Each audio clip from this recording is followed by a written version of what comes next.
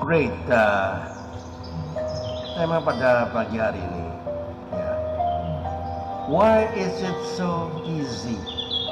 Just believing in Jesus take you straight to heaven.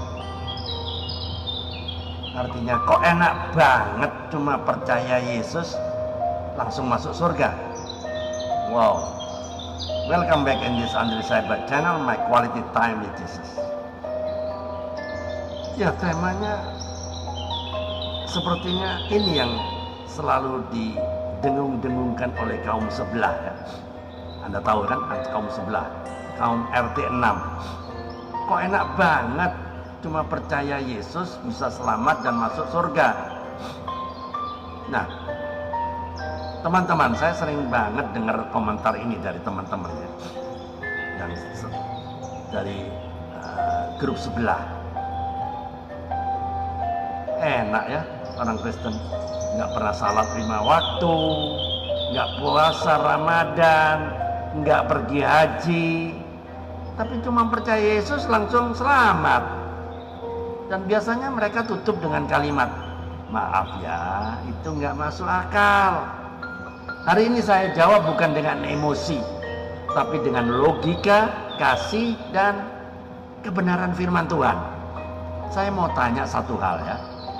Kalau keselamatan bisa diperoleh dengan usaha manusia, lalu untuk apa Yesus mati di kayu salib? Apakah Tuhan tega mengorbankan putranya yang tunggal kalau manusia bisa menyelamatkan diri sendiri? No, enggak. Salib membuktikan bahwa manusia tidak mampu menyelamatkan dirinya sendiri. Kenapa keselamatan dalam Kristen terlihat terlalu mudah?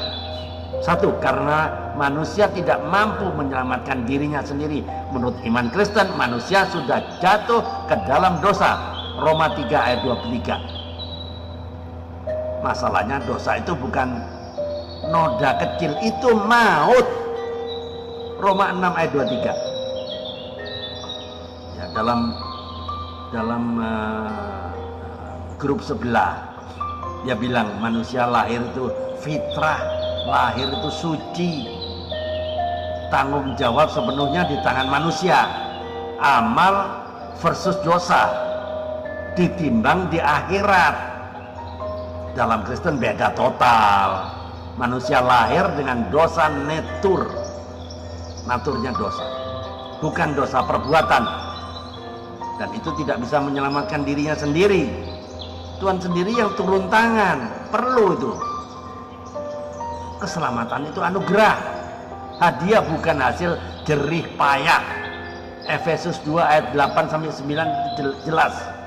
Kamu diselamatkan oleh kasih karunia, bukan hasil usaha kamu. Kaum sebelah melihat ini sebagai kemudahan yang tidak adil.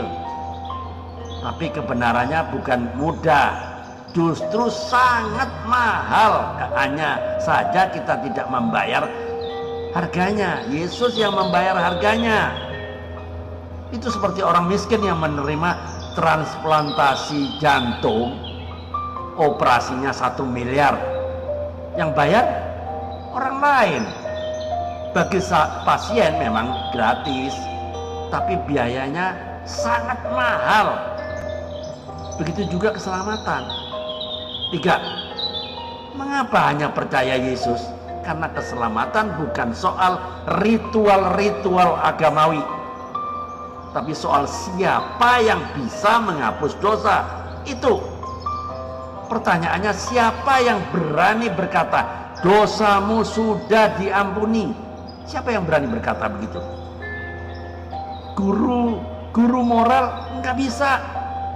Nabi pun tidak bisa, malaikat tidak bisa, hanya Allah yang bisa, dan Yesus satu-satunya yang berkata seperti itu. Karena dia bukan sekedar guru, bukan sekedar nabi, bukan sekedar yang diutus. Dia adalah sang penebus. Wow, keren. Bayangkan Anda berdiri di tepi sungai yang sangat lebar, Di seberang sana ada surga, di sisi lain ada dunia yang penuh dosa. Agama-agama membuat jembatan usaha, perbuatan baik, ibadah, amal, ketaatan hukum. Masalahnya jembatannya selalu kurang panjang.